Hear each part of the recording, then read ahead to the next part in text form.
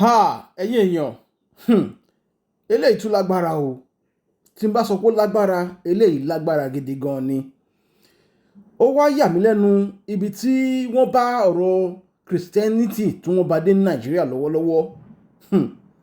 Tẹ́ ẹ bá gbọ́ nǹkan tí arábìnrin yìí fẹ́nu ara ẹ̀ ròyìn nípa nǹkan tí wòlíì kan tó fojú ẹ̀ rí. Kódà wọ́n ṣe débi wípé ó kó àrùn HIV lára pásítọ̀ yìí. Kódà pásítọ̀ yìí ò mú dúró lórí ara ẹ̀ nìkan, ó kàn ń pín àìsàn yẹn káàkiri ni.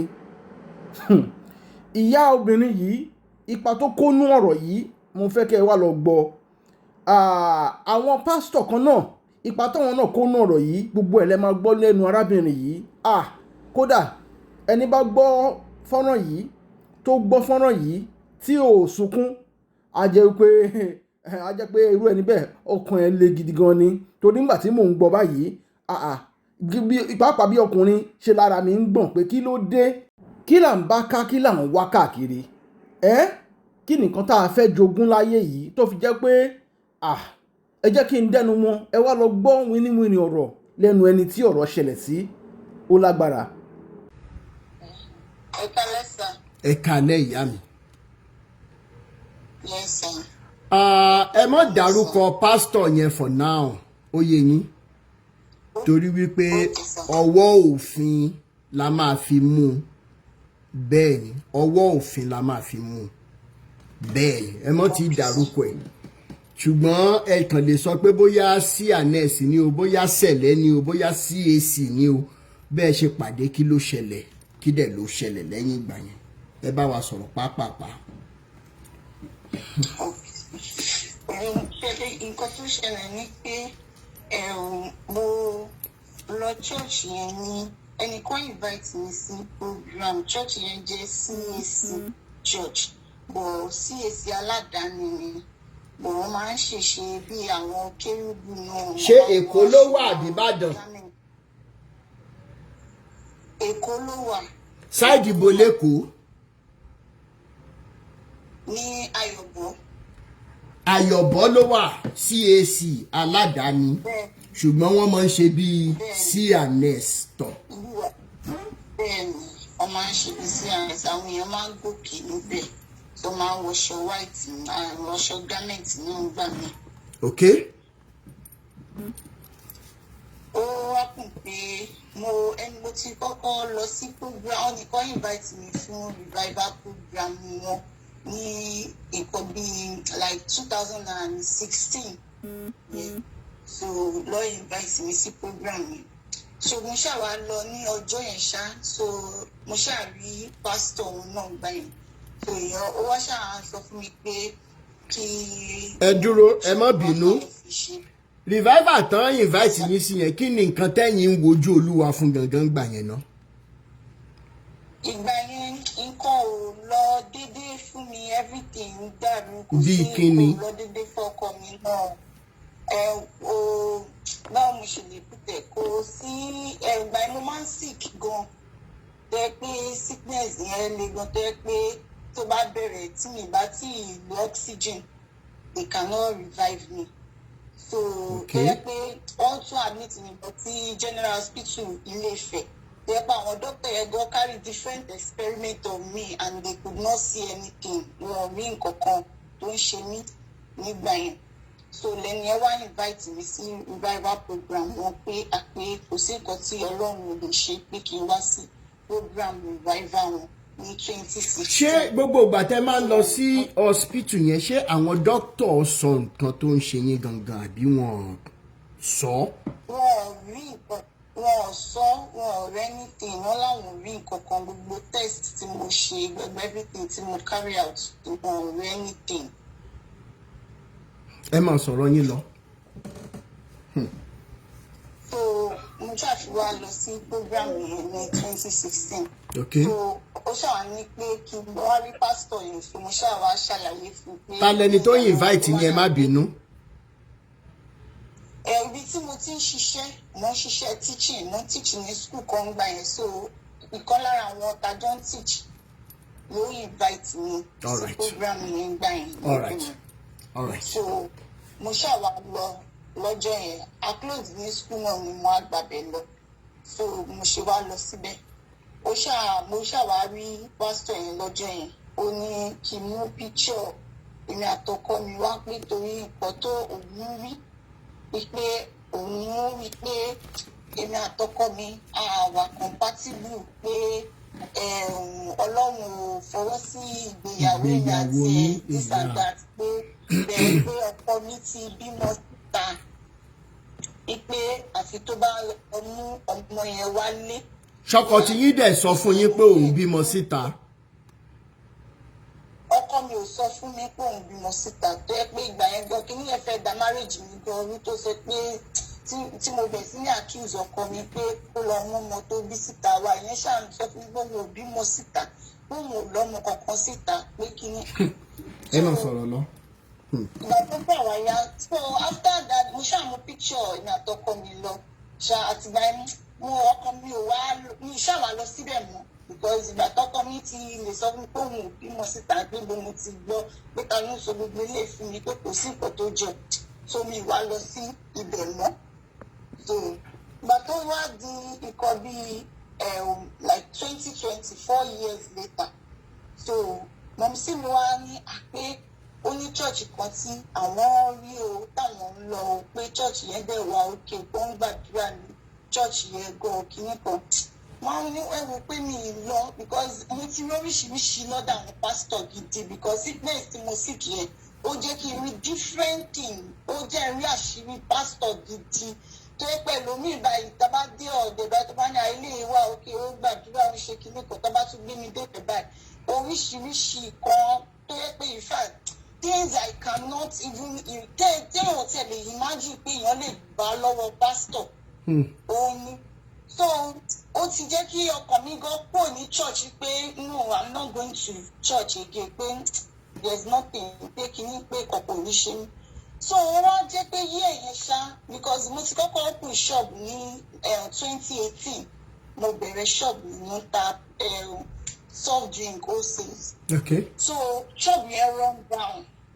Due to ìgbà tí mo bẹ̀rẹ̀ náà sickness yẹn tún ṣe mí so everything run down bí ní ọjà kankan. So ìgbà tó di 2020 àwọn àbúrò mi wọ́n gádà owó fún mi pé òkè pé kí n tún bẹ̀rẹ̀ business padà.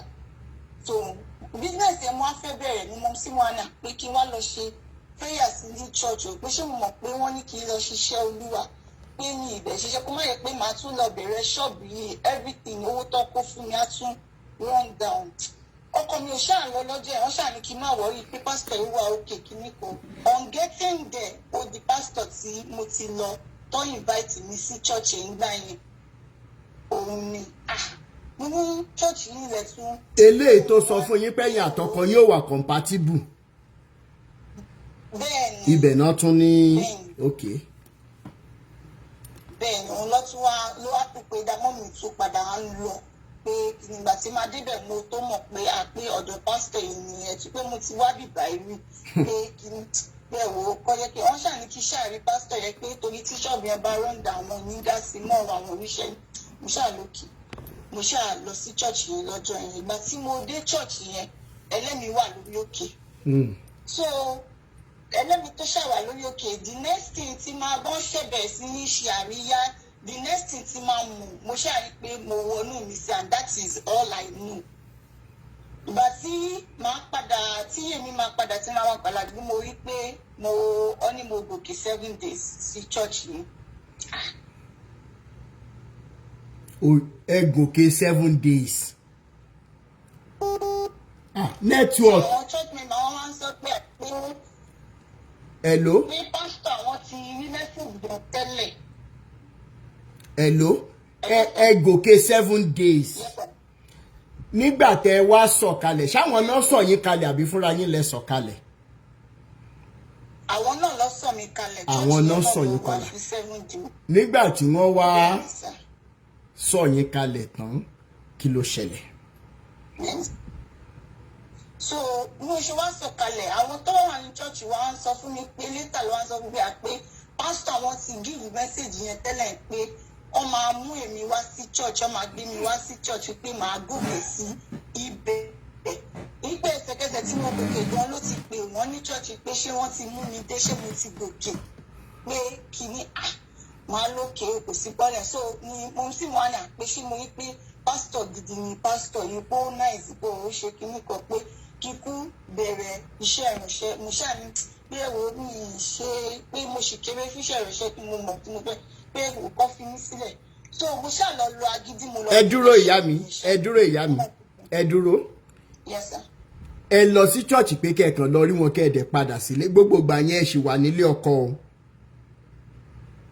bẹ́ẹ̀ ni sà mo ṣì wà nílé ọkọ. báwo ni ẹ ṣe wá gorí òkè ṣé ẹ ti lọ́mọ ń gbà yẹn. mo ti lọ́mọ ń gbà yẹn mo ti bímọ méjì. ibo wá ni àwọn ọmọ wà ń gbà yẹn bó lọkọ wà fúnjọ́ méjì àbí wọ́n bá yín ránṣẹ́ sílé.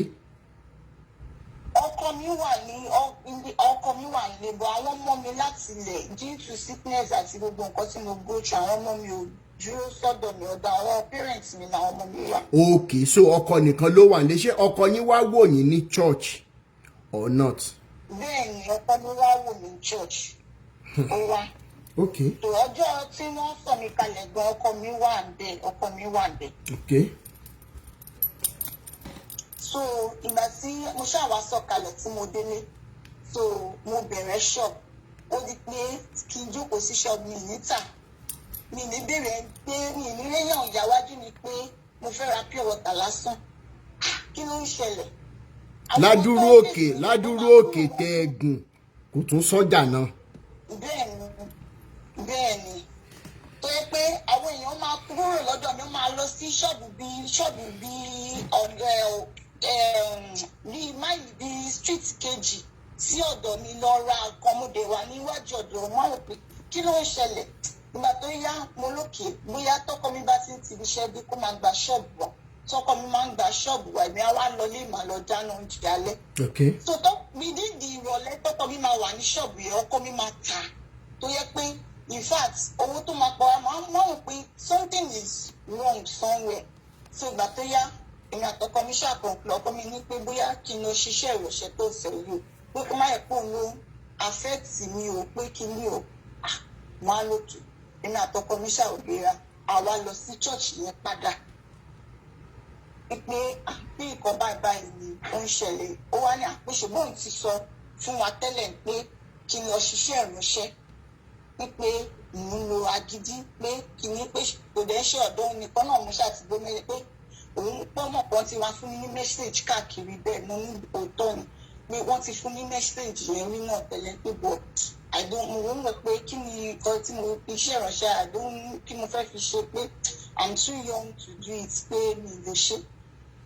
so ọkọ mi ṣàníyàn pé tó bá jẹ́ bíbá náà ni mo ti máa bẹ̀rẹ̀ iṣẹ́ ìránṣẹ́ ṣe start from here. ẹ dúró náà ìyá mi ẹ dúró adámimógo kan máa wà ń bíbá láàrin wa adámimógo sẹ́yìn títí olúalọ́rẹ̀ bàbá mi adámimógo mo ń rí adámimógo kan ní comment section anyways ó yá ẹ máa sọ̀rọ̀ lọ ìyá mi. yes sir. so mo ṣáà bẹ̀rẹ̀ iṣẹ́ ìránṣẹ́ ní 2020 ní church mi so ó di pé ọkọ mi ló wá ó ṣàdí pé wọ́n máa ní kí iṣẹ́ máa wá sí church ojoojúmọ́ gbàtọ́ yá mo ní ẹ̀wò pé owó mọ́tò mi lè máa wá ní ojoojúmọ́ torí ọ̀dọ̀ mi jìnnà díẹ̀ sí church mi pé mi lè máa wá ní bóyá tó bá ti ní program wọ́n máa ń ṣe program every Wednesday ó wá ní kí n máa wá ní Monday Wednesday and Friday so mo á lókè so mo ṣáà máa wá ń lọ so ó ṣáà di pé mo bẹ̀rẹ̀ sí ní ka psalm fún mo máa ń ka psalm fún so tó máa fi ń ṣiṣẹ́ fáwọn èèyàn máa ka psalm sórí ó máa ka ìgbà tó ṣàyà ó di pé ohun mi bẹ̀rẹ̀ sí ní dàrú kí ìdáná working àti ọ̀rọ̀ ọkọ mi ò yéra wa mọ́ tó yẹ pé gbogbo nǹkan bẹ̀rẹ̀ sí ní dàrú tó yẹ pé àwọn náà kí ló ń ṣẹlẹ̀ ilé bẹ̀rẹ̀ sí ní gbóná tó yẹ pé àti wálé gan-an ẹ̀rù á máa bà mí pé kí mo tún fẹ́ lọ bá nílé ó ṣàdí pé mo bẹ̀rẹ̀ sí ní ṣùgbọ́n ronú gbogbo ẹ̀ má ṣàmà sọ fún mo ṣàrà lọ bá mi ní ẹ̀rù nǹkan tó ń ṣẹlẹ̀ nínú marriage mi things are not going well this and that pé nǹkan tọ́kọ mi ò ń ṣe tẹ́lẹ̀ ó bẹ̀rẹ̀ sí ní ṣe pé gbogbo nǹkan ṣáà lọ máa pa I don't understand pé kí wọ́n ṣáà ní kí n má wọrí pé ṣebí òun ti sọ fún mi tẹ́lẹ̀ wípé ọkọ mi máa padà fi mí sílẹ̀ ni pé kò sí ọ̀nà ní inú ìrìn àjò ìgbéyàwó mi àti ìkíní kan. Mo ní okay pé fine ó ṣáà ní kí ṣàfọkànbalẹ̀ everything will be fine. So bó ṣe wá di ọjọ́ kan nǹkan ṣàṣẹlẹ̀ láàrin èmi àtọkọ mi tó yẹ pé ọ̀rọ̀ yẹn ó lọ gidi gan tó yẹ pé mo ṣàwá sunkún lọ bá lọ́jọ́ yẹn ní church mo ṣàwá sun ó ṣàrí tí mo wá ní akíló ṣẹlẹ̀ mo wá ní àpé ẹ̀kọ́ báyìí ni ọkọ mi tún ṣe fún mi. So ọjọ́ yẹn ó ṣáà súnmọ́ mi lọ́jọ́ yẹn ó ń pẹ̀tì mi ó ṣáà kìsì mi lọ́jọ́ yẹn ni àti wọ̀ ọ́ mo di pé àti mo ṣe. pásítọ̀ fi ẹ dúró pásítọ̀ tá à ń sọ yìí ó fi kissing tù yín lẹ́kún. Bẹ́ẹ̀ ni. ṣé deep kiss àbí ẹlẹ́kẹ̀ẹ́ àbí peck. No, ẹnu gbogbo náà. ẹnu sí ẹnu ètè sí ètè. Bẹ́ẹ̀ ni. ẹ̀yin ò dẹ̀ sá pé irú kí leléyìí. ẹ ṣàǹjọ yẹn. ó bá yín lábo. ṣó bá yín lábo ni. ẹ mọ̀ sọ̀rọ̀ yín lọ. Hello, sir. Hello. Hello, yes, sir. mo ní wípé ńgbà tó kìsì yín jọ yẹn ṣó bá yín lábo ni ó surprise yín ni ò jẹ́ kẹ́ ẹ lè sọ̀rọ̀ ńjọ́ yẹn. Yes, ó surprise mi lọ́jọ́ yẹn pé kí ni nǹkan tó ṣẹlẹ̀ pé ọjọ́ yẹn mo ṣàkúrò lọ́fíìsì ẹ̀ mo lọlé mi ò dúró ẹsẹ̀kẹsẹ̀ náà mo kúrò lọ́fíìsì ẹ̀ mo lọlé. Mo wá ń wò pé kí ni nǹkan tó happen pé kí ló ṣẹlẹ̀ pé kí ni. So ìgbà tó mo ṣàwá lọ sí church for a whole week ó ṣàpè mí pé kí ni pé kí n má bínú pé it's a mistake kí ni kan pé òun ò mọ bó ṣe ṣẹlẹ̀ pé I should just forget about it pé kí n má bínú pé kí ni. So mo wá lókè mo ṣáà tó padà sí church because mi lè sọ fún èèyàn gan pé nǹkan báyìí ló ṣẹlẹ̀. So ìgbà tó ṣàyà ó di pé ó ṣáà wá this stage kan ó wá kọnu sí mi fúnra rẹ̀ pé òun fẹ́ mi òun like mi òun ṣe gbá kan mo rò pé kí ni. So I have to inform my mom mo ṣáà ṣàlàyé fún mom sí. ìgbà tó dẹnu kọ yín yẹn ṣẹ́yìn àtọkọ yín sì jọ ń gbé ńgbà yẹn. Sá. ṣẹ́yìn àtọkọ yín sì jọ ń gbé nígbà tó dẹnu kọ yín. Bẹ́ẹ̀ni ok ẹ máa sọ̀rọ̀ lọ. àtọkọ mi sì jọ wà. ok. So wọ́n sọ fún mom sí mi pé ẹ wo ìkan tí ẹni yìí tó sọ kíní kan mom sí mi tẹ̀ kọ́kọ́ ní àpé irú rọ́bìṣì wo nìyẹn kíní kan. So ìgbà tí wọ́n wá lọ sọ́fì wọ́n á ní kí n jẹ́ káwọn rí. So wọ́n wá lọ rí lọ́jọ́ yẹn bó ṣe wá rí mi ṣàmọ̀kọ́ tó wà sí mom sí mi ṣáàjọ sọ ó ṣáà sọ fún ọ pé kó fọkàn balẹ̀ pé kò sí bọ́lẹ̀ pé òun máa fẹ́ mi òun fẹ́ mi ni pé pé òun ti sọ náà tẹ́lẹ̀ pé ìrìn àjò mi àtọkọ mi kò sí pé kò lè work out pé kíní pé so pé kó ṣàfọkànbalẹ̀ pé kó lọ ṣe prayer sí kí mọ̀ sí mi náà lọ sórí òkè pé kó lọ ṣe prayer pé wọ́n á rí i pé òótọ́ ló pé ìrìn àjò mi àtòun wípé ó nídìí tọ́lọ́ fi jẹ́ ká pàdé kíní kan ó ṣàṣọ àwọn ọ̀rọ̀ yẹn ìgbà tí mọ̀ sí mi wá sọ fún mọ́ sí mi pé òkè pé bóyá I should just give it a try pé àwọn náà máa jáde sí mọ̀ sí mi ṣáà travel lọ sí Ifẹ̀ so lọ́dọ̀ àbúrò wọn tó wà ní Ifẹ̀ so ìgbà tó máa padà tọ́jà ṣàdé wọn ní ìgbà táwọn lọ sórí òkè táwọn náà lọ fún prayer àwọn àtàbúrò àwọn táwọn ṣe prayer sí wọn ní pé ó wà òkè pé kí n tẹ̀síwájú nínú relationship yẹn pé àpé èèyàn dáadáa ní kíní kan mo lókè. So that was how we started the relationship. So ẹ wá sọ fọ́kọ yín pé ẹ ṣe mọ́.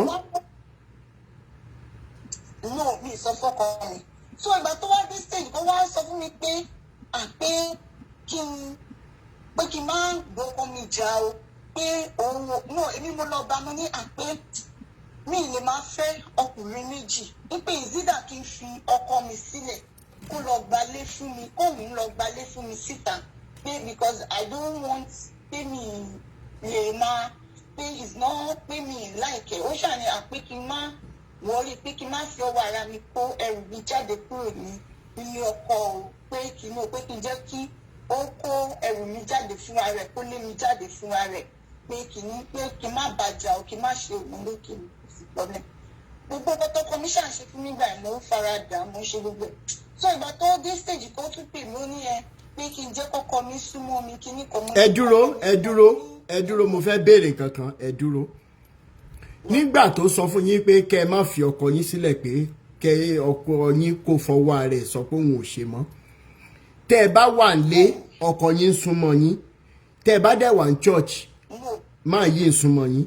Àtìgbà tẹ́mi àti ẹ ti jọ wà ọkọ mi ò ní ìgbà kọ́kọ́ mi súnmọ́ mi mọ́. Ẹ̀yin ò gbà kọ́ ṣọ́kọ yín make move ẹ̀yin lẹ gbà. Hello. Ṣé ọkọ yín gbogbo ìgbà yẹn ọkọ yín try láti make move but ẹ̀yin ò gbà. Bẹ́ẹ̀ni. Ṣùgbọ́n ẹ̀ ń gbà kí pásítọ̀ fọwọ́ kàn yín ní gbogbo ìgbà yẹn. Bẹ́ẹ̀ni. Ok, ẹ máa sọ̀rọ̀ yín lọ. Bẹ́ẹ̀ni. So ìgbà tí ó ṣàmọ́ ní àpé mi lè gbà pé kíní ó ṣàní òkè pé kò sí pọ̀lẹ́ pé torí òun ò fẹ́ nǹkan tí ọkọ mi fi máa rí nǹkan dì mú wípé kíní mo ní kò sí pọ̀lẹ́ pé ó ṣàfihàn lẹ̀. So ìgbà tó wáyé aṣáà ń lọ ìgbà tó yá mo notice pé èmi nìkan kọ́ ni ó ń fẹ́ nínú church. Kí ni nǹkan tẹ́ ẹ rí? Mo lọ bá mi ní ẹni bàbá pé ṣé ẹ̀ ń fẹ́ ẹni bàbá ni ó ní àpérò kò sí nǹkan tó jọ mọ́ bẹ́ẹ̀ bó ṣe bí mo ṣàmọ iṣẹ́ tó wà lọ́wọ́ pé àwọn obìnrin máa ń rọ̀gbà lé òun ká kínní pẹ̀lú ìkọ́ igbá kan mo lókè kò sí problem. So ó wá ní ọjọ́ kan mo wá lọ sí church lọ́jọ́ mo wà ní church mo wà nínú church. So mo wá fẹ́ ọjọ́ Sunday ó máa ń lọ torí ó tún ní branch ní Àpápá. So ó dẹ̀ ní lady kan tó máa ń tẹ̀lé bíi PA. So lady yẹn ó ṣàwáwà lady yẹn ló máa ń tẹ̀lé lọ sí Àpápá ní branch tó wà lápapọ̀ ó kọ́kọ́ máa lọ síbẹ̀ ń jọ program kó tó padà wá sí church eléyìí tó wà láyọ̀bọ̀ wá fún program. So ọjọ́ yẹn wọ́n ní pé mo fẹ́ tẹ̀lé lọ sí church Àpápá yẹn pé kí n tiẹ̀ lọ wo bí ibẹ̀ yẹn ṣe rí. Ó wá ní pé kí n jẹ́ kóun sọ fún PA òun wọn á lókè pé kò sí pọ̀lẹ́. So mo wá jáde nínú ọ́fíìsì ẹ̀ lọ́jọ́ yẹn owó ṣe wá padà wọnú ọ́fíìsì kò mọ̀ pé mò ń bọ̀ mo ṣe wọlé mo kọ̀ rí òun àtórí ọ́fíìsì ẹ̀yẹn yàrá méjì ló wà ń bẹ̀. So iná room ó ní iná room ó fi ilé tí yàrá tó kọ́kọ́ máa kàn ìyẹn ló fi ṣe ọ́fíìsì so iná room ìyẹn ló fi ṣe prayer room.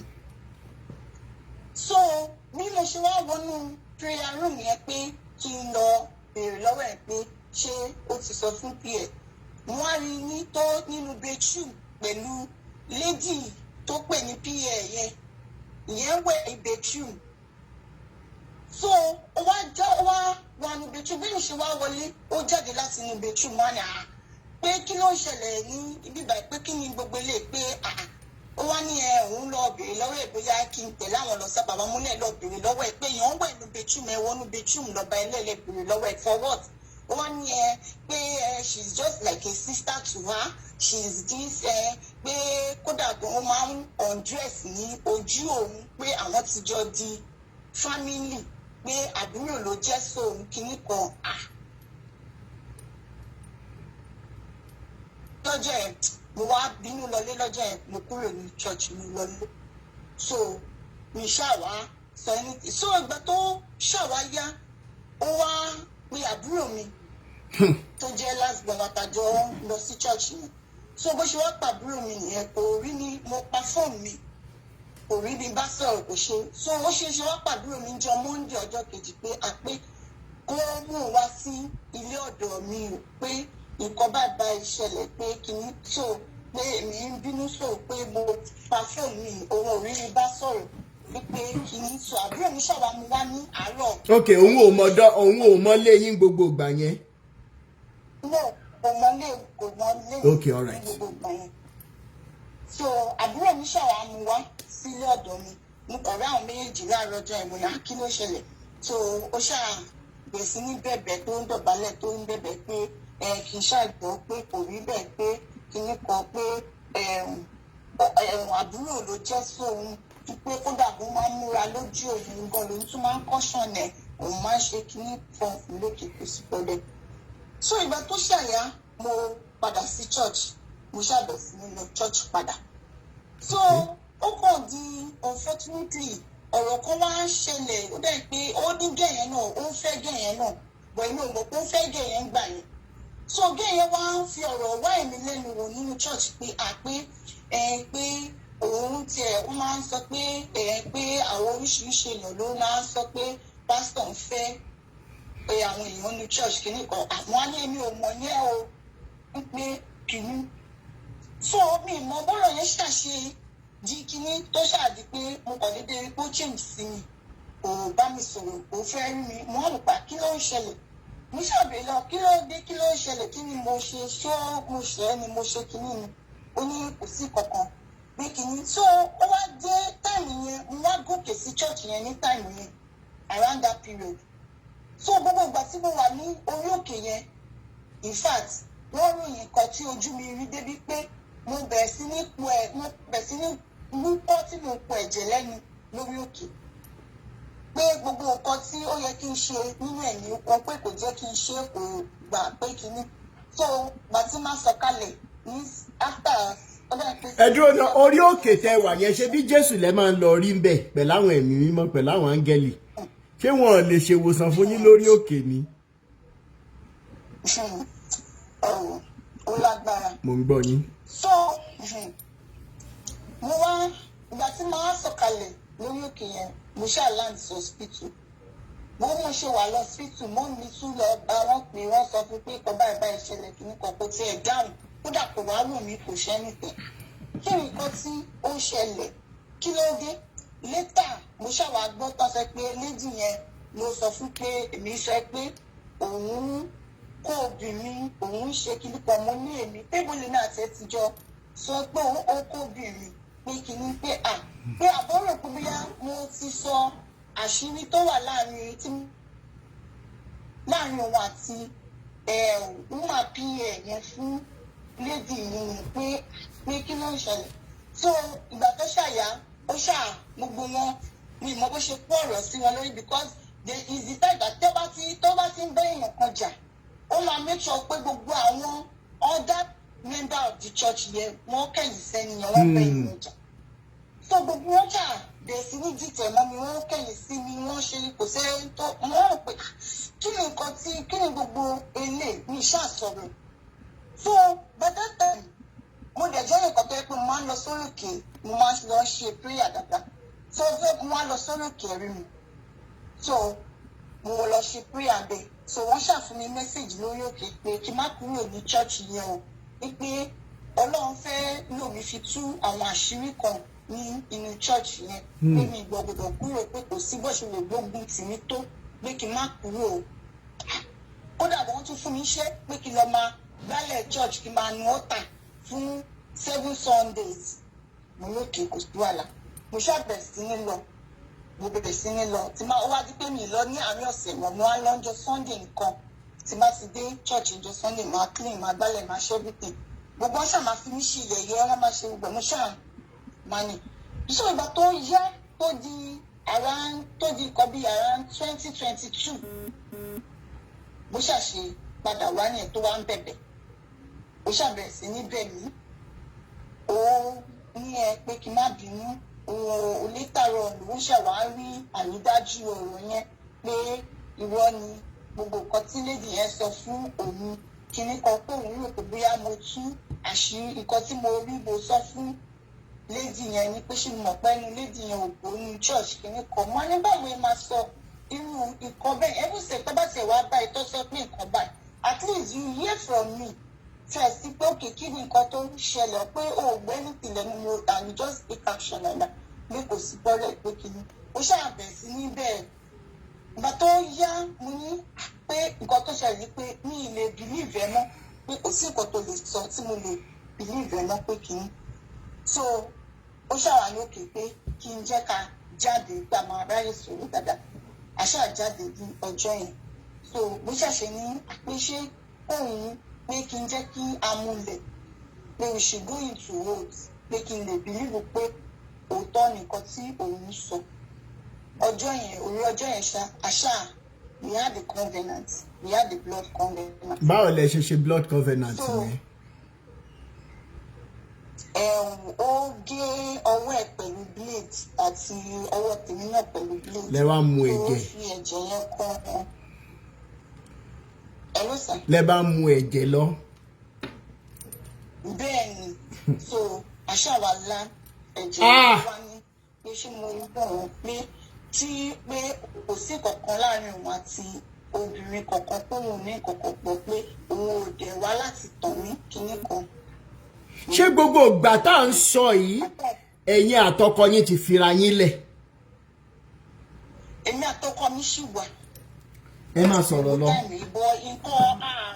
nǹkan ò lọ dédé àkọsọ jáǹsù nílé. ẹ dúró láti 2020 ẹ dúró láti 2020 títí wọ 2022 tẹ́ múlẹ̀ yìí ẹ̀yin àtọkọ yín ò sún mọ́ra yín rárá.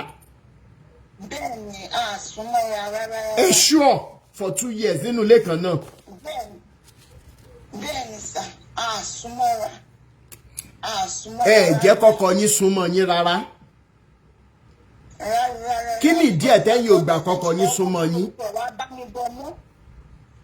ìgbà tó dé stage kan ọkọ mi kò béèrè mọ́ kò dọ́dọ̀ mi mọ́ kò ask mi mọ́. ok ẹ máa sọ̀rọ̀ yín lọ. so ìgbà tí aṣá tún padà mo lókè pé kò sí problem so ìgbà tó wá di about ó ti lọ bí about 2 to 3 months after tí àjọ come back yìí ta ní covenant ta ní òtí yẹn so lady tí mo ní pa yẹn àti ó ti díẹ̀ lady yẹn ó ti bẹ̀rẹ̀ sickness láti 2020. ẹni sùúrù ẹ dúró náà ẹ dúró ẹ jẹ́ ń dá yín lẹ́nu ẹ dúró náà ká tó wọ ibi tí ọ̀rọ̀ wà gangan. tẹ́ ẹ̀ bá ti téèkì láìkì yìí wọ 300,000 wà láti ṣetán màá lọ yanjú yòókù lẹ́yìn with behind kìíní wọ́n flag wà tẹ́ ẹ̀ bá ti gbé wọ 300k a ṣe nǹkan kan mọ́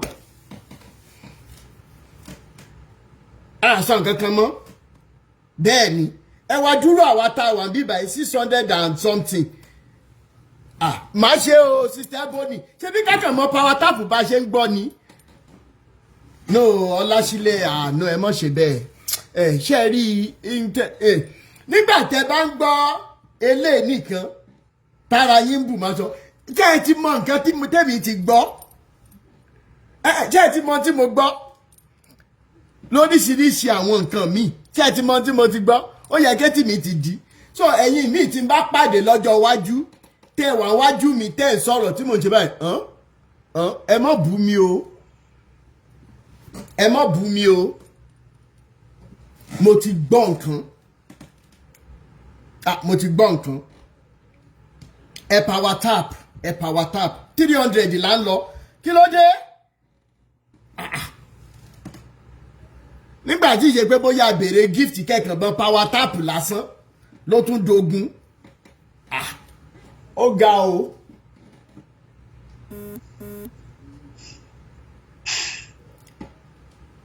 bọ́lọ́run ọba ọ̀run tí máa sọ̀rọ̀ nígbà ni ó ti bá wa sọ̀rọ̀ bẹ́ẹ̀ lónìí arákùnrin ọ̀tọ̀ ni ohun tó bá wí fún ọ ohun kan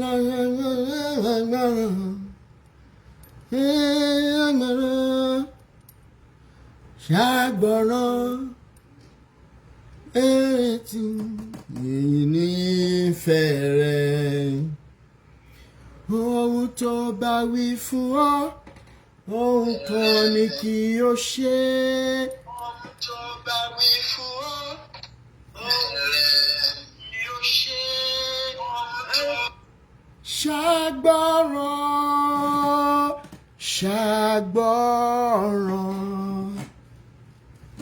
Have you been to Jesus for the cleansing power? Are you washed in the blood of the Lamb? 300. Are you walking daily by the Savior's side? Are you washed in the blood of the Lamb? Are you washed in the blood? Are you washed in the blood of the Lamb? Are you walking daily by the Savior's side? Ọpẹ́ Deborah Moriwi onítẹ̀gbé wá.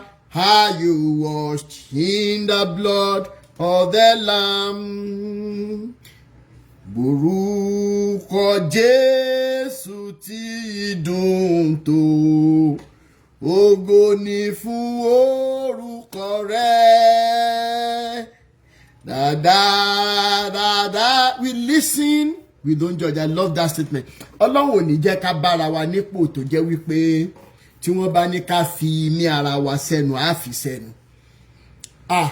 Ẹni tó bá ní òòsàyé ayé wà ṣùgbọ́n Elédùmarè jayé lọ, ó jayé lọ, ó jayé lọ. Ẹ ṣe ẹjọ́ ta ló ń pè mí lọ́wọ́lọ́wọ́ bá wà lórí live video. 298 ó kù 1000 péré, ó kù 1000 péré, ó ti wọ̀. Ó yá sísítà mi a ti fẹ́ bọ́ sí. Ó yá. Screen fóònù ti fẹ́ fọ́ o. Ẹ má jẹ́ ó fọ́ o. So mo ṣáà ìgbà tí after 2 months sí 3 months sí àtijọ́ wa padà. Okay. So lady tó jẹ́ pínlẹ̀bù yẹn ó ti ń sick láti kọ́ bí 2001 ló ti ń sick. 2001 àbí 2021. 2021. Okay. Yes, 2021. 2021. Yes, Okay. Tí wọ́n jọ wẹ̀ níjọ́ kìíní àná. Bẹ́ẹ̀ni. Okay. Bẹ́ẹ̀ni. Ní lady mi ti ń sick fẹ́ pé kò gẹ́ta rẹ̀. Ó ṣàárù ó ń gbẹ ó ń ṣe gbogbo kí ló ṣe woman yìí. So bọ̀ ọ̀rọ̀ tí ó ṣẹlẹ̀ nígbà yẹn tí mo káwọn àti ẹ̀ nínú bedroom ìgbà tí ò fi bẹ́ẹ̀ sọ̀rọ̀ mọ́ aṣá close mọ́ kódà mi à ń sọ̀rọ̀. Okay. À ń sọ̀rọ̀ mọ́. So ó ṣàwá di after 2 months sí 3 months tèmi àti ẹ̀ come back lady yìí pè mí. Kí ni lady yìí pè mí fún kí ló ṣẹlẹ̀ pé kí ló ń pè mí fún mo ṣàpìkẹ́ lọ́jọ́ yẹn. Lady yẹn wá ní kí n òun fẹ́ bẹ̀ mí ni pé òun fẹ́ tọrọ ìdáríjì. Mo ní ìdáríjì bí báwo kí ló ṣẹlẹ̀. Ó ní pé pé kò ṣẹ̀ mí pé òun ní ìdáríjì pé kò ṣẹ̀ mí ó ní pé òun ti ṣẹ̀ mí pé kí n jọ pé gbogbo ìgbà tí òun tọ́ fi gbógun tì ní church tí mo ṣe pé òun lòún fà pé kí n jọ kí n dáríjì òun wípé òótọ́ òun àti prophet yẹn àwọn jọ fẹ́ra wọn wípé kódà pé last born òun wípé prophet ló ní. Ọmọ mélòó dẹ́ nìyẹn ní fọkọ títí ẹ̀? Yes, tó bí fọkọ tiẹ̀ tọkọ rò pé òun lòún lọ́mọ. Ọmọ mélòó ni gbogbo ọmọ tí yẹn bí? Bẹ́ẹ̀ni. No, ọmọ mélòó ló bí all together? Ọmọ mẹ́ta ló bí. But the third one yẹn ẹni tá à ń sọ̀rọ̀ ẹ̀ pásítọ̀ wa nínú Olúwa ẹ̀ nínú Jésù wa ẹ̀ ló ní ìkẹta yẹn. Bẹ́ẹ̀ni. Ẹ máa sọ̀rọ̀ yẹn lọ bàbá mi. Ó sì tún fish mo rí yín mo ráyè sá. Bó ṣàṣeyí wá jẹ́wọ́ fún mi pé bọ̀ pé nǹkan tó ṣẹlẹ̀ ni pé òun mọ̀ pé òun ti ṣe mistake pé òun wà ní ipò tí ó yẹ kí òun lè caution ẹ̀ pẹ̀lú àwọn ìwà tó ń wù pé àìmọye obìnrin ló ti bá sùn ló ti báyé wọn jẹ́ wípé àwọn míì gan tó yẹ pé wọ́n ti tibẹ̀ tọ́ ẹ̀mí wọn ti bọ́ látọwọ́ ẹ̀ pé ó ní time kan tí wọ́n gbé lọ sórí rédíò tó yẹ pé àwọn lady yẹn gbé lọ sórí rédíò pé ó balẹ̀ pé ó fẹ́ lady yẹn náà ní pé kọ̀ọ̀kan ṣàwá ṣẹlẹ̀ pé ìjà ṣẹlẹ̀ pé gẹ́yẹn ṣàgbé lọ sórí rédíò tí wọ́n gbé síta ń gbà yẹn pé bọ̀ọ̀dù tó pé gẹ́yẹn kò ní enough evidence láti back up àwọn accusations ẹ̀ pé kódà òun lòun á help prophet yẹn because woman yìí ó jẹ́ ọ̀kan tó lẹ́sẹ̀ ńlẹ̀gàn tó yẹ pé ó ń mọ̀yàn tó yẹ pé even said òun àtọ́kọ ẹ̀ ló máa gbé anything tó bá fẹ́ ṣe nínú church anniversary everything òun àtọ́kọ ẹ̀ ló máa ń gbé tó máa gbówó sílẹ̀ tó máa ṣe everything. So bó ṣàṣe wá ní ó lòun help ẹ̀ tóun ṣàgbálẹ̀ pé kìíní pé táwọn lọ àyà lọ́ọ̀yà tóun ṣàṣe tí iná ọ̀run yẹn tó ṣàfi lọlẹ̀ tóun òun bọ́ lòun lọ ṣe ẹlẹ́rìí wípé irọ́ ni bíléèdì yẹn ń pamọ́ wípé kìíní pé so pé òun dẹ̀rù kó máa change láti gbà yẹn pé kò change pé kìíní pé kí n jọ pé anything tí bá lè ṣe láti lè jẹ́ kó change kó fi gbogbo ìwà yẹn sílẹ̀ pé kí n jọ pé kìíní pé wọ́n ní so bó ṣàṣì wá kọ́ọ̀tì kọ́ yẹn mú àlò pé kí ni kọ́ tí kí ni gbogbo ilé èmi àti ẹ̀dẹ̀ ti múlẹ̀ kò sí pé èmi àti ẹ̀dẹ̀ ti wà nínú vote báwo ni mo ṣe fẹ́ ṣe àárín yìí mo láti pe mọ̀mísí mi mo ṣàlàyé ọ̀rọ̀ yẹn fún mọ̀mísí mi pé ọ̀rọ̀ kọ́ báyìí ni wọ́n máa yí pé mi tó sọ fún mi o pé kìíní mọ̀mísí mi kú wàhálà wo ni eléyìí pé pé òkè pé nǹkan táwọn máa ṣẹlẹ̀ ni pé kí pé àwọn bóyá àwọn náà máa jáde sí àwọn máa ṣe mo ṣàlókè pé kí n ṣàfọkànbalẹ̀ mo ní kò sí pọ́nmẹ́. So ọjọ́ kẹta 3 days after tí woman yẹn pè mí ni woman yẹn kú. So òun ni woman yẹn jáde láyé. ṣé wọ́n sọ nǹkan tó pa woman yẹn? Wọ́n ò sọ nǹkan tó pa woman yẹn bọ̀ ìgbà tó dé stage kan kò jẹ́ kí woman yẹn wá sí church mọ́. Woman yẹn ò gbogbo ìgbà tí woman yẹn fi pè mí woman yẹn ò wá sí church for like 3 months tí woman yẹn máa kú kò jẹ́ kí woman yẹn wá sí church mọ́. Woman yẹn ní ó sọ pé kó má wulẹ̀ wá sí church mọ́ pé kódà kò jẹ́ ó ní kó má gbé fóònù anybody tó bá pè láti church pé kó ń pa fóònù òun pé kó má gbé nọ́mbà anybody. ìyẹn dẹ̀ sì wà nílé ọkọ ẹ̀. bẹ́ẹ̀ ni. ẹ máa sọ̀rọ̀ yín lọ. ìyẹn dẹ̀ sì wà nílé ọkọ ẹ̀.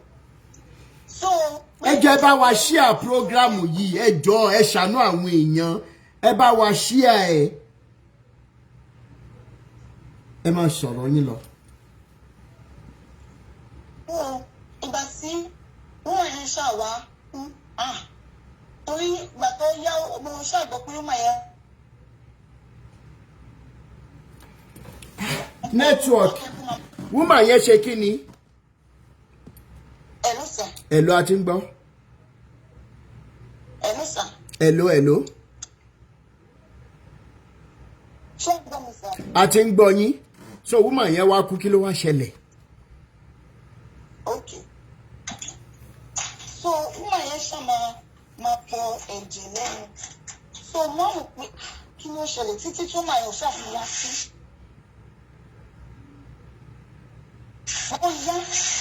ó dàbí pé ẹ ń ṣe nǹkan kan bẹ̀ yẹn tí ò jẹ́ kí nẹ́tíwọ̀kì yẹn stable o. ṣé ń gbọ́ mi sọ. ẹ ń ṣe nǹkan kan bẹ̀ yẹn tí ò jẹ́ kí nẹ́tíwọ̀kì yẹn stable sẹ́. nǹkan kan ló wọlé. ok a ti ń gbọ́ yín sìn. Yes sir. So ni ó ṣàwá ìgbà tó ṣàwá yá ìgbà tí woman yẹn ṣàkú rò pé kí ló ń ṣẹlẹ̀ so ìgbà tó aṣáàṣìjọ wà mo ní kò sí problem so ìgbà tó wá di January last year that's 2023 January so mo notice pé àwọn rashes ó ṣàjáde sí mi lára pé kí ni gbogbo ilé rashes ẹ̀jẹ̀ sí farahàn ní around December 2022 so tí mo sọ fún pé rashes o. nǹkan kan pariwo ń bẹ̀ yẹn. ẹ̀lú ṣe ń gbọ́ mi báyìí. à ń gbọ́ yín. so pé rashes yẹn ó ṣàjáde ó ṣàjà pé ó ṣíkà àkọ́kọ́ ní pé ọkọ mi ti dà nǹkan lẹ̀ fún mi. ta ló sọ bẹ́ẹ̀. ọkọ mi ti dà ìyẹn prophet yẹn nígbà tí mo ṣàlàyé fún pé mo ti lo oríṣiríṣi nǹkan sí rashes yẹn pé kò lọ pé ọkọ mi ti dá nǹkan lẹ̀ fún mi ní pé kí n àmọ́ ní dáhùn mo ṣáà. ṣe máa sáré gbé kọ́ yín ná ṣe máa sáré gbé kọ́ yín ẹ̀ ń ṣe nǹkan kan bẹ̀ yẹn bíi sí géètì bíi sílẹ̀kùn ṣe máa sáré gbé kọ́ yín kẹ́ pè wá padà. Okay, sir. ẹ sáré gbé torí ibi tá a dé yìí ó lágbára díẹ̀.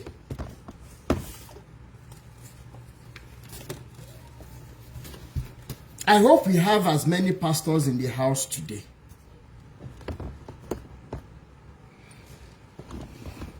This is a church where we claim that one man gorioke.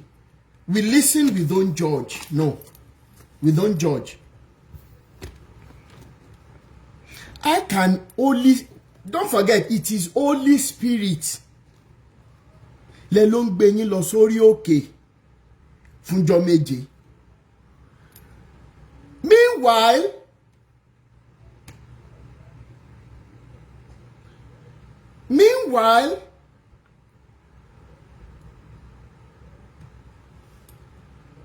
mo kọ orin kan nínú fídíò kan ní last year.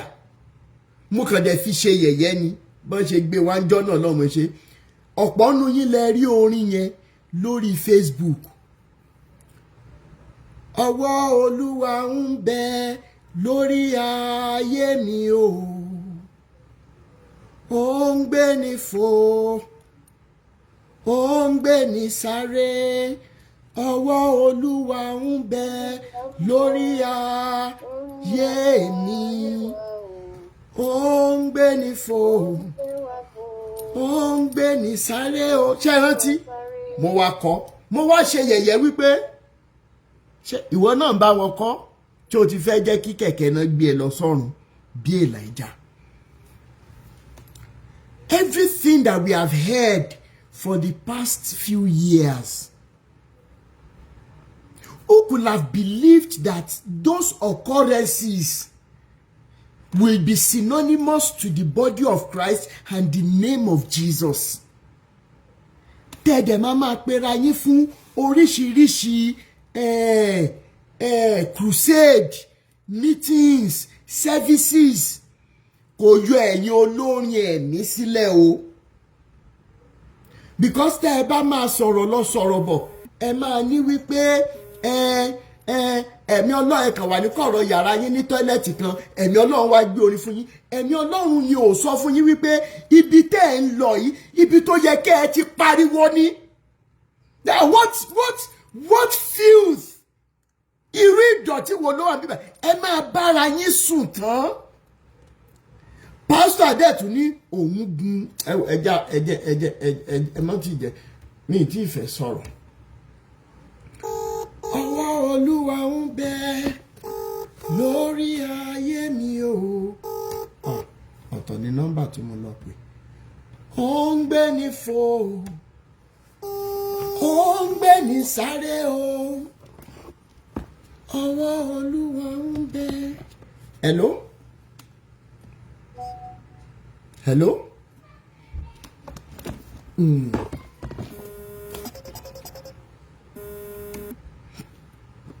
Hello, ma. Hello, sir. A ti ń gbọ́ yín báyìí. Má bínú sir. So, ìgbà tí ó máa yẹn ṣàwákú, ìgbà tó ṣàdí pé rashes jáde sí mi lára, ó ṣàní pé bóyá ọkọ mi ti dá nǹkan lẹ̀ fún mi, ó bẹ̀rẹ̀ sí ní fún mi lóríṣiríṣi tó tó máa fi pa, ó ṣàfihàn pa. So, kíní yẹn ò lọ. Ìgbà tó di January, kíní yìí kò lọ pé kíní. So, mo ṣàwà ń go through TikTok lọ́jọ́ yẹn. Wọ́n á rí tẹ́nìkan post àwọn symptoms of HIV infection. Kí lè rí? Wọ́n á ní àpá àwọn dàpá àwọn symptoms yìí tí mo ń rí o. So I decided to go for a test. So mo ṣáà lọ fún test yẹn. Mo ṣáà rí pé ó wà positive. Shit. Kí lè lè gbọ́ mo pín ní eléyìí kí ló ń ṣẹlẹ̀? Mo ṣáà wàá kó àwọn ọmọ mi mo lọ ṣe test fáwọn ọmọ mi àwọn ọmọ mi wà negative mo ṣáà lo school mo ṣáà fi gbọ́kọ̀ mi sọ̀rọ̀ pé kí ni pé kó lọ ṣe test ọkọ mi náà ṣe test tó wà negative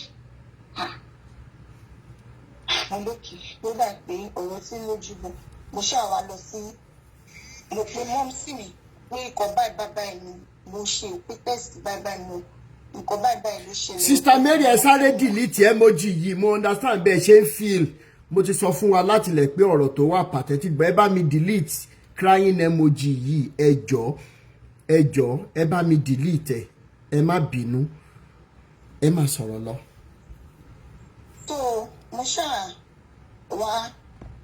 ṣáà ṣe pé mọ́mì mi pé ẹ̀wọ̀ ọkọ̀ báyìí ni ó ń ṣẹlẹ̀ pé test mo ṣe nǹkan báyìí ló wà bẹ́ẹ̀ pé kí ni mọ́mì mi ṣáà àfọkànbalẹ̀ pé kí lọ bá ní church mo pé kò gbé pọ̀ mo ṣáà lọ sí church mo lọ bá ní church mo ní result mi lọ bá ní church mo lè fún ìlọ mo ṣáà oníṣẹ́ ọkọ̀ gbígbà pípa pé sórí ìkọ́ báyìí wà lára o ò sọ fún mi pé ìkọ́ báyìí ló ní pé lùkàtì pé kí ni ó ní pé ọlọ́run ní jẹ́ kò sí nǹkan tó jọ pé spiritual attack ni pé ìgbà tí a ṣe crossover òun give message yẹn nínú church wípé àwọn èèyàn pé wọ́n máa rí symptoms HIV pé is a weapon that the demon is going to use to attack the Christians wípé especially the believers wípé nǹkan tí Sátánì fẹ́ fi attack àwọn believers ní ẹ̀yìn 2023 wípé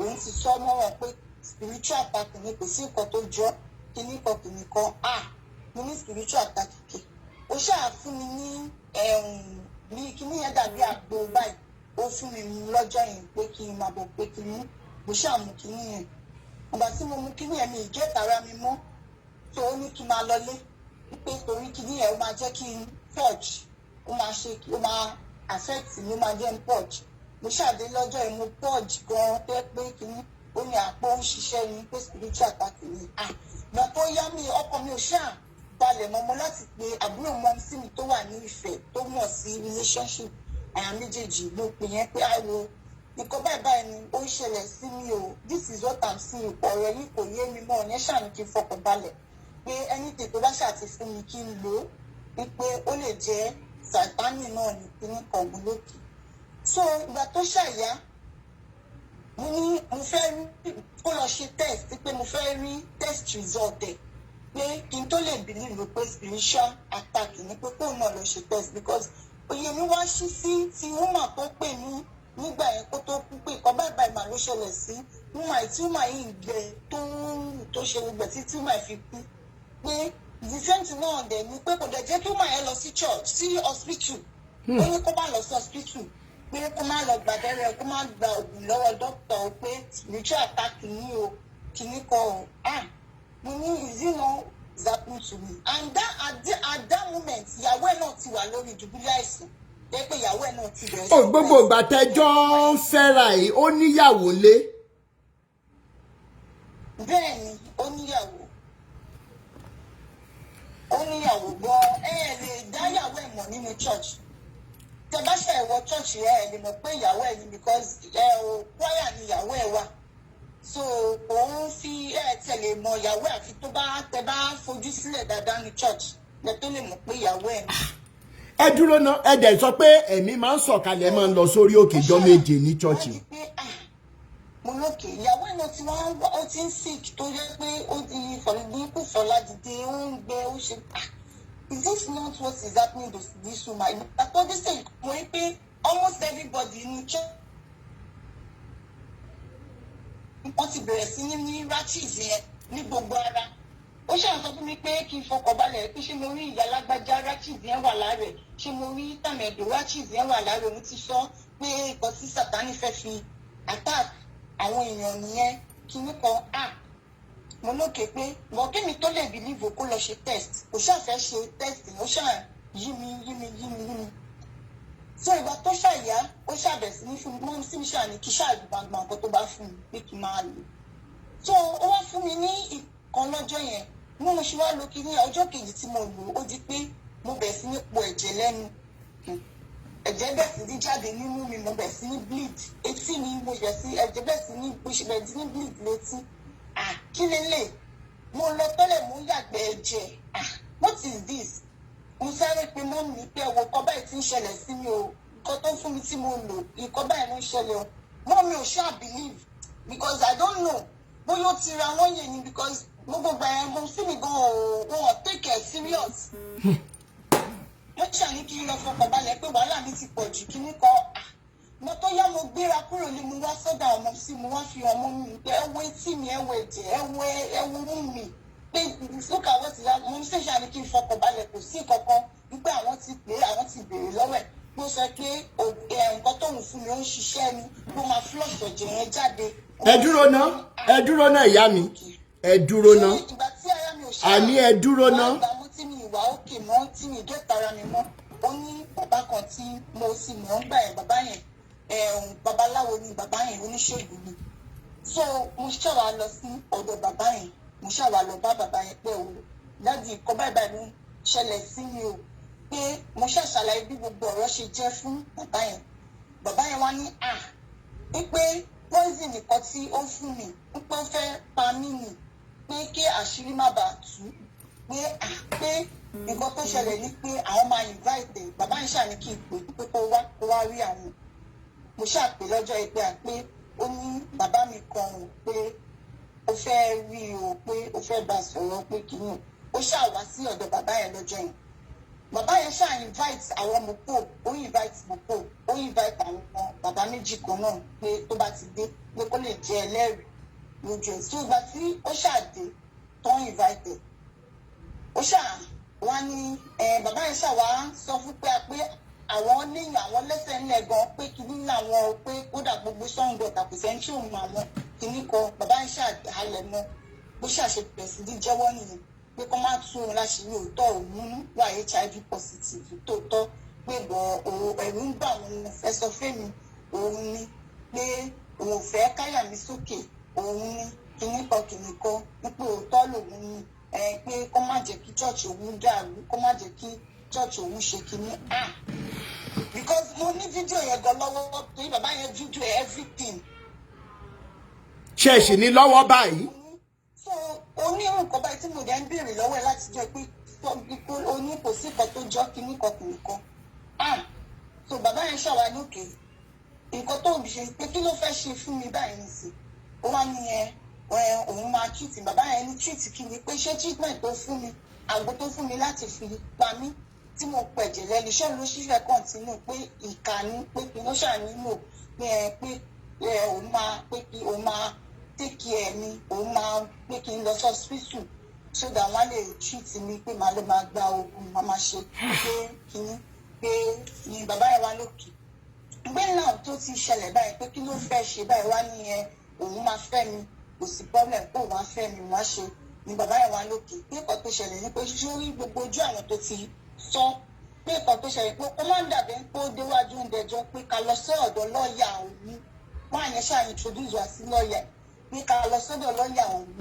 pé kí ó lọ undertaking tó ló pe undertaking náà lọ́jọ́ yẹn náà sínú pépà bàbá yẹn wá ní àwọn fẹ́ kó lọ kọ́ officially lọ́dọ̀ lọ́ọ̀yà pé for ọjọ́ iwájú for future purpose pé kó lọ sọ́dọ̀ lọ́ọ̀yà pé kó lọ kọ́ undertaking so aṣáàpẹ lọ́ọ̀yà yẹn ní ká wá ní ìjọ ó fún wa ní ọjọ́ ìdínà ó fún wa níjọ́ Monday a lọ sọ́dọ̀ bàbá yẹn ní ọjọ́ Friday so lọ́ọ̀yà yẹn wá ní tó bá di Monday ká wá bá òun ní ọ́fíìsì so ìgbà tó di ọjọ́ Sunday bó ṣàṣe ní ọjọ́ Saturday ìgbà tó di ọjọ́ Saturday ní ọjọ́ kejì ọjọ́ Friday bó ṣe pè mí nìyẹn pé kí n jọ kí n wá kó fẹ́ rí mi màá lò kì í ṣàlọ sí church mi nípa ó wá ní kí n jọ kí n ò pè mọ́mì náà kó fẹ́ rí mọ́mì mi mo pè mọ́mì mi tó mọ́mì náà wá sí church so ìgbàgbà ṣàmà wọnú ọ́fíìsì ó ti invite àwọn prophet méjì míì pẹ́pẹ́ àwọn bàbá yẹn náà máa wá sí program wọ́n máa wá church wá ṣe program àwọn méjì ó invite wọn àbáwọn yìí náà bẹ̀ so wọ́n ṣàṣebẹ̀ sí ní sọ̀rọ̀ nípìn pé òótọ́ ó ti ṣẹlẹ̀ ọ̀dọ̀ àwọn ò fẹ́ kí lọ́ọ̀yà wà involve ní pé àwọn ò fẹ́ kan tí lọ́ọ̀yà máa wà involve pé ṣé ìgbà tèmi àti ẹ̀jọ́ ń fẹ́ra ṣé lọ́ọ̀yà wà ń bẹ̀ ni wípé nǹkan tí Ọlọ́run bá ti ṣe pé Ọlọ́run á ṣe àṣeparí iṣẹ́ pé kìíní kan pé ká má involve lọ́ọ̀yà kankan pé irú sọ pé èmi ṣe mistake pé mi fi sọ jáde pé kò yẹ kémi sọ fún mọ́mísì mi ọ̀rọ̀ kì í sọ fún any other person wípé èrò pé kọ́lọ́run lè ṣe àṣepé iṣẹ́ nínú ayé ti tèmi pé sódà tó àwọn mọ̀ pé ó lè kíyàn ó máa heal wípé ìgbà tèmi ti expose ẹ̀ síta tèmi ti sọ fáwọn èèyàn pé àwọn mọ̀ pé kò sí ìkọ̀tọ́ lọ́rùn ò lè ṣe kí mi má túbọ̀ elaborate mọ́ pé kí mọ́rọ̀ lọ́ọ̀yà kúrò pé gbogbo nǹkan tó yẹ kó ṣe ó máa ṣe wípé tó bá dẹ̀ lẹ́ni tí kò ṣe kí mi pe àwọn ìyẹn àwọn bàbá yẹn bí kí mi pe àwọn kí mi fẹjọ́ ẹ̀sùn àwọn máa bá wí àwọn á ṣe kinní kan mo sì ń ṣàní kò sí problem pé kò sí wàhálà pé kinní. So àwọn bàbá yìí wá ń sọ lọ́jọ́ yẹn bíi pé kí n padà sí ọ̀dọ̀ ọkọ mi wọ́n á sọ fún wọn pé kí n padà sí ọ̀dọ̀ ọkọ mi àṣà pé torí kò yé mi pé ṣé ó sọ fún yín pé èmi àtòun ti jọ múlẹ̀ wípé a ti wà nínú roads pé kí àwọn bàbá yẹn ní wípé kò sí problem ìgbà yẹn pé àwọn pé kàṣẹ kọ́kọ́ yanjú nǹkan tó wà nílẹ̀ nù wípé létàrà àwọn máa sọ̀rọ̀ yẹn kí nìyẹn.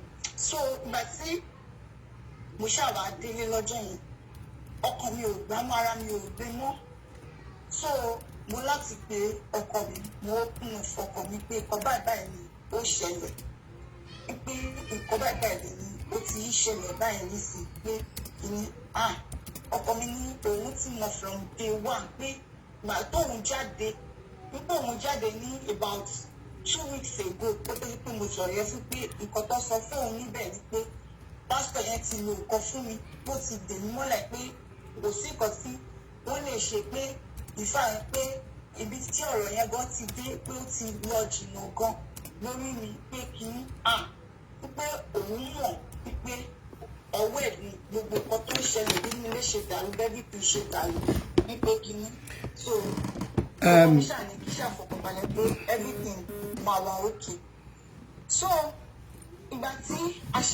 yẹn ṣàgbọ̀ ó wá di pé ó bẹ̀rẹ̀ kò wá gbé fóònù mi mọ́ tí má pè kò gbé kọ́ mi mọ́ ó bẹ̀rẹ̀ sí ní. ṣé ọkọ yín náà dẹ̀ ti mọ̀ ń gbà yẹn. bẹ́ẹ̀ ni. ọkọ yóò dẹ̀ béèrè pé bo lẹ ti rí i. ọkọ mi béèrè mo ṣàlàyé fọ́kọ mi mo sọ everything fún bẹ́ẹ̀ bí ìrìnàjò yẹn ṣe rí everything ṣe rí mo sọ gbogbo ẹ̀ fọ́kọ mi. kí wàá lọkọ yín wá ṣe ń gbà yẹn. ọkọ mi ṣàdúró sọ̀rọ̀ nígbà yẹn so gbà tó yá mo pé ọkọ mi ṣáà ní ohun tó dá náà ni kó lọ mọ bó ṣe máa yanjú ẹ pé kò kàn òun so mo ṣáà ń pè gbà ẹ kò wá gbé kọ mi mọ́ kò fẹ́ rí mi mọ́ tí má lọ ṣọ́ọ̀ṣì á tilẹ̀kùn mọ́ra lòun ṣe prayer pé kó sọ fún mi pé òun ṣe pé òun wà nínú prayer pé kí ni gbogbo eléyìí pé kí ni so ìgbà tó ṣàmúsọ fún mọ́ sí mi pé wo kọ́ báyìí pé kí ni nǹkan tí ó ṣẹlẹ̀ pé kò gbé kọ́ mi mọ́ pé tí má tún lọ rí alóhùn kan sọ fún mi pé òun ṣe prayer òun ò sí ara kìíní kan gbogbo kí ni ẹ ṣáà ti affect mi gan seriously tó gan wá tó yẹ pé ìfẹ́ mi mọ̀ kọ́kọ́ sọ fún àwọn tó ń bá sùn torí ó láwọn míì gbà àwọn tán tí àwọn méjì tó yẹ pé wọ́n tí máa rí tó yẹ pé ó ti bá wọn tó ti báyé wọn jẹ́ àtàwọn ìyàwó ilé tó àwọn yẹn ṣàmà máa fi ojú burúkú wò mí pé kíní tí bá ti lọ síbẹ̀ ìgbà tó yá mi ìfẹ́ lọ sí ṣọ́ọ̀ṣì mọ́ mi ìfẹ́ lọ bá ní ṣọ́ọ̀ṣì mọ́ mo ṣàmà pẹ̀lú onígbékọ̀ mi mọ́ ìgbà tó yá mo fẹ́ dọ́ súnmọ́ sí mi lọ́ba pé kí ló ṣẹlẹ̀ pé ọmọdé sọ pé òun pè é ẹ̀gbékọ̀ ló mọ̀ fẹ́ rí ẹ̀fẹ́ pé kí ni nǹkan tó ṣẹlẹ̀ pé ṣé ìsìn tí gbogbo ìkọ́ ṣẹlẹ̀ tí ó yẹ kí. ẹ já ṣe báyìí ìyá mi torí time ẹ já ṣe báyìí number 1 tí gbogbo wa fẹ́ kọ́kọ́ mọ̀ báyìí tí a bá dé chọ́ọ̀chì máa ń yí ilé ní ṣó wà ń bẹ̀.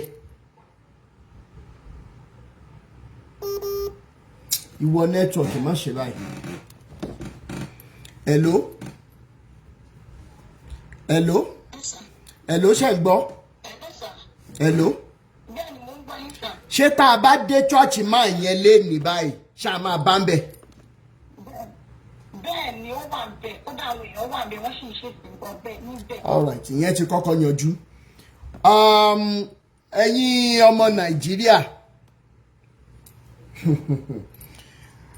gbogbo ẹ̀yin tẹ́ ẹ mòfin torí mi ò mòfin.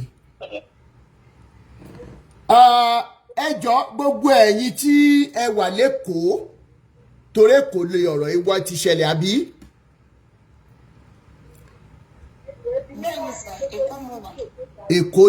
Èkó ni máa yìí náà wà.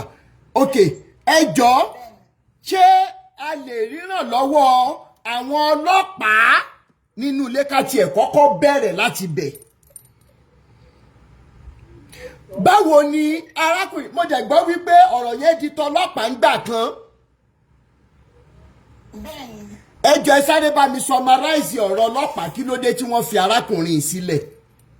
ẹ jẹ́ bá mi lò ìṣẹ́jú márùn-ún ẹ mọ̀ sọ story jùjùjù ẹ sáré bá mi sọ. ok nǹkan tó fi fa ọ̀rọ̀ ọlọ́pàá ni pé ìgbà tí kò fẹ́ rí mi mọ́tò ìfẹ́ ṣe ìfẹ́ràn yẹn ti pọ̀ jù so last born wa àbúrò mi tó bọ̀ sí ọ̀rọ̀ yẹn nígbà yẹn ìyẹn wá lọ sọ fún àwọn àbúrò mi tó kù pé ẹ̀wọ̀ ìkọ́ báyìí ni àǹtí mi ń go through o tó yẹ pé tí pásítọ̀ yìí ṣe o so inú ṣàbí àwọn àbúrò mi ṣàní pé àwọn ti mọ̀ náà tẹ́lẹ̀ pé olórí burúkú ni báyìí pé kínní tó pé àwọn máa gbé síta àwọn máa lọ sórí rédíò àwọn apariwo àwọn agbésọ àwọn bloggers pé kínní so kínní yẹn ti wá affect mi gbọ́ngbà débi pé mo ṣe lọ ṣàlọ gbé sniper jẹ ni mo ṣàmú sniper so wọ́n ṣàròṣì mi lọ sí hospital mo ṣáà survive so hospital yẹn ni mo wà táwọn àbúrò mi ṣáà ti lọ church gbogbo àwọn youth àdúgbò wọ́n gbọ́ sọ̀rọ̀ yẹn so wọ́n lọ sí church wọ́n lọ da church ẹ̀rú wọ́n ṣe gbogbo ẹ̀ wọ́n scatter everywhere ní gbogbo ìgbà yẹn so àwọn àbúrò mi ṣáà lọ sí station wọ́n lọ report ẹ̀ wọ́n kọ petition against. kí ni police station eléyìí tí wọ́n lọ. wọ́n bá mi lórí bed tó ṣàbẹ̀rẹ̀. ìyá mi ẹ ní sùúrù sẹ́ police station bo náà lọ. wọ́n ṣàdischarge ní hospital wọ́n ṣàwà ó sá lọ ní gbogbo ìgbà ẹ̀ ó sá lọ sí Ìbàdàn. hello. wọ́n ti ṣàti ìmọ̀ owó dàgbò lọ sí human rights nìbàdàn so àwọn human rights wá kọ lẹ́tà ránṣẹ́ sí àwọn àbúrò mi pé kán wá nìbàdàn so àwọn ọlọ́pàá yẹn wá sọ pé káwọn àbúrò mi máa lọ pé ṣé Ìbàdàn lọ̀rọ̀ ti ṣẹlẹ̀ pé kó padà wá sí Èkó tó ti sá kúrò wípé kán wá yan pé ọ̀rọ̀ yẹn ti wà ní police station lẹ́kọ̀ọ́ mi báyìí pé kó wá sí Èkó kó wá yanjú ẹ̀ so wọ́n láti rán lọ́ọ̀yà láti Ìbàdàn wá sí Èkó pẹ̀lú àwọn human rights wọ́n bá wá sí police station ta report sí wọ́n lọ report sí another office ní police station yẹn wọ́n lọ sí human rights department ní station yẹn wọ́n lọ report síbẹ̀ pé àwọn àbúrò mi wá sí church òun wọ́n scatter church òun wípé àwọn evidence tèmi ní lọ́wọ́ because gbogbo ìgbà yẹn mo ní àwọn evidence gbogbo bí ọ̀rọ̀ yẹn ṣe ṣẹlẹ̀ gbogbo phone call mo ń record ẹ̀ mo dẹ̀ ní àwọn mo ní fídíò nude picture nude video èmi àti ẹ̀ mo ní lọ́wọ́ so gbàtọ́rọ̀ yẹn ṣẹlẹ̀ àwọn àbúrò mi ti wò pé bóyá mi lè survive poison sniper tí mo mu so wọ́n post gbogbo kíní ẹ̀ sí platform church but àwọn àbúrò mi ní ẹsẹ̀kẹsẹ̀ táwọn post ẹ̀ pé wọ́n delete ẹ̀ ní platform church. but kì í ṣẹ̀yìn lẹ post ẹ̀. no èmi kọ́ mo post ẹ̀. alright iye ò tiẹ̀ kì í ṣe kéèsì mọ́ báyìí police station wo lẹ kọ́kọ́ gbé ọ̀rọ̀ yìí lọ. so kíní area P. area B. area P bẹ́ẹ̀ ni. area P for papa. hello. area P for papa. hello. hello. hello. hello sir. hello ṣé ń gbọ́ mi. mo ti ń gbọ́ yín báyìí sir. area P lérí àgbo ni area P wà. ó wà ní gate ní sáìdì Ìpájà. lọ sí ọ̀nà ìyànà Ìpájà ní gate. ta ni àwọn ọlọ́pàá tẹ́ ẹ bá sọ̀rọ̀ ǹjọ́ náà lọ àwọn olóhàndù kéésì ṣe ṣèrántí. so àmì ilé. ok ẹ má wọrí ẹ dúró fídíò eléyìí tẹ́ ní ẹni yẹn as evidence ṣó ṣì wà lọ́wọ́ yín. Bẹ́ẹ̀ ni ó wà lọ́wọ́ mi. Ẹ send ẹ̀ sí mi. Ìyẹn number 1. Ẹ jẹ́ ká gbọ́n tí àwọn ọmọ Nàìjíríà máa sáré bá wa ṣe torí pé ọ̀rọ̀ arákùnrin yìí kì í ṣe nǹkan tá a máa fi ná sórí òrùlé sùn. Ìyàwó ni ọ̀rọ̀ yẹn di ọ̀rọ̀ police station. 2023 àbí? Ṣé 2023 ni ọ̀rọ̀ yẹn dọ̀rọ̀ police station? Bẹ́ẹ̀ ni 2023. Mọ́ǹsì wo ni? Mọ́ǹsì wo ni? Hello. Mọ́ǹsì wo ni? Hello sir. Mọ́ǹsì wo ni? Mọ́ǹsì wo ni? Ó ṣẹlẹ̀ ní April 20th of April 2024. Ṣé April 2024 lẹ lọ sí police station? 20th of April 2024 bẹ́ẹ̀ ni. Lẹ lọ sí police station. Ok, tí n bá ti parí live video ń sìn sí ìsọ pé network ń ṣe bálabàlẹ̀ ẹjọ́ ìwà padà lórí TikTok. So question táwọn èèyàn bá ń béèrè màmá bá yín chat lórí bíbá ẹ. Okay sir. All right. Gbogbo ẹ̀yin ọmọ Nàìjíríà eléyìí ó ká mọ̀mọ̀ díẹ̀ ó bà nínú jẹ́. Lóòótọ́ a fẹ́ bẹ́ràn wí ká tún bẹ́ràn wí ṣùgbọ́n ọ̀bẹ ti gé ọmọ lọ́wọ́ a ti sọ ọ̀bẹ nù. Ẹ̀mí tí ìfẹ́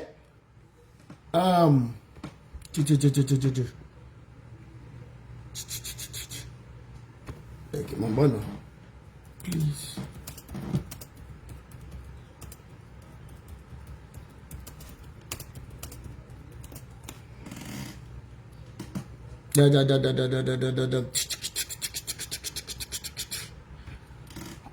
Eléyìí lágbára o.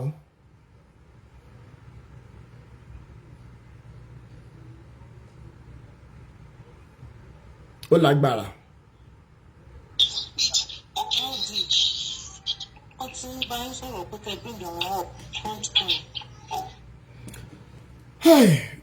Gbogbo ẹ̀yin ọmọ Nàìjíríà tẹ́ ẹ mọ̀fin, gbogbo ẹ̀yin tẹ́ ẹ mọ nọ́mbà àwọn ọlọ́pàá, ẹni tèmi náà mọ̀ ni mò ń try láti get in touch pẹ̀lú yìí. Wọn ò tí respond torí wípé ọ̀la Monday yìí ó yẹ ká ti máa gba ìròyìn pé wọ́n ti lọ gbé arákùnrin yìí kó tó di pé yìí ó sá lọ torí wípé ọ̀daràn ni níbi tó le dé tó bá sá lọ gan gbogbo fọ́tò ẹ̀ gbúdọ̀ wà káàkiri. Tọ́ ẹ jẹ́ kí n mọ̀ gbé wa wọlé ní kọ̀ọ̀kan lọ́lọ́kùn òjọ̀kan ká mọ̀ ṣe ní pápápá torí wípé ọ̀pọ̀lọpọ̀ ló máa fẹ́ bá wa dá sí ètò lẹ́ni. Ẹ̀yin tẹ́ wà lórí YouTube, ẹ̀yin tẹ́ wà lórí Facebook, nọ́mbà tẹ́ máa fẹ́ háì mi sí láti pè yín wọlé ní kànmọ̀ ṣeṣà ní kánmọ́kánmọ́ ó ní +234 80 9290 6250. Màá sọ lẹ́ẹ̀kan sí nọ́mbà tẹ́yìn ara YouTube àti Facebook lè háì mi sí tí màá fi pè yín wọlé ní +234 80 9290 6250. Ẹ jẹ́ bá mi mute.